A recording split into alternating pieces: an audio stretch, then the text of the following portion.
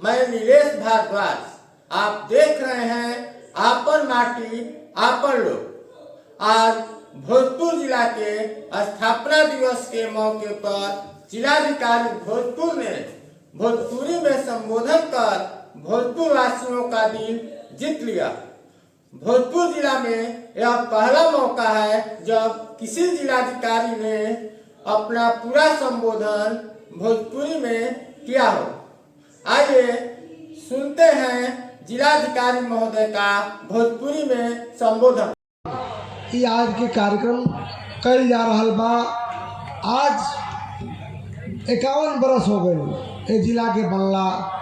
ये धरती बाबू वीर कुंवर सिंह के धरती, शहीद के धरती। यहाँ पे आके पहला बार लागल हमरा।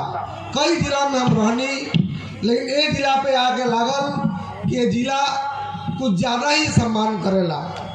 अपना अधिकारी के थोड़ा काम कैला पर ज़्यादा इज्जत मिलता।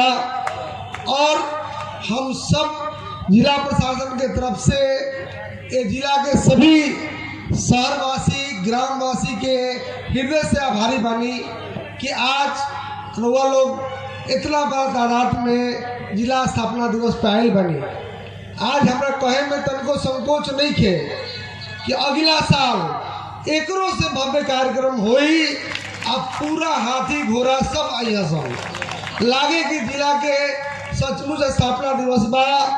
माननीय विधायक जी ने कहनी है कि जनता के भी निमंत्रण दिया जाए, तो हम स्वीकार करतनी कि अगला बार जिला स्थापना दिवस के पहले माइक से गांव-गांव में प्रचार होई। अब पूरा जिला के लोग के आमंत्रित कर जाई और यहाँ से लेकर हम बाबू वीर कुंवर सिंह के मैदान तक ऐसा कार्यक्रम होए तो उनकी लोग अपना जीवन में पहला बार देखे।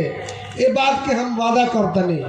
लेकिन बहुत सारे हमारे जो पूर्वज लोग भइल, सब लोग अपना क्षमता के अनुसार इस जिला के विकास के लिए काम कैलक।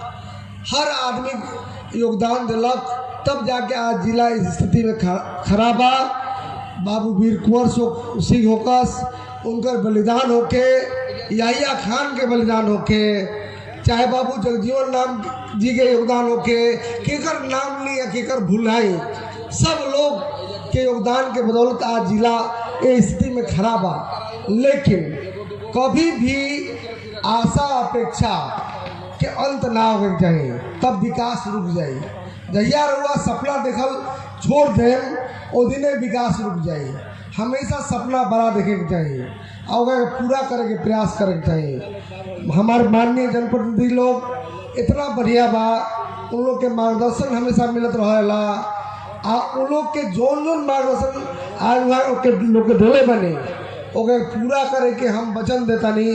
चाहे वो कृषि के क्षेत्र में हो के किसान के का चाहिए, 3 गो चीज़ के जरूरत होला किसान के। हमो किसाने के बेटा बानी।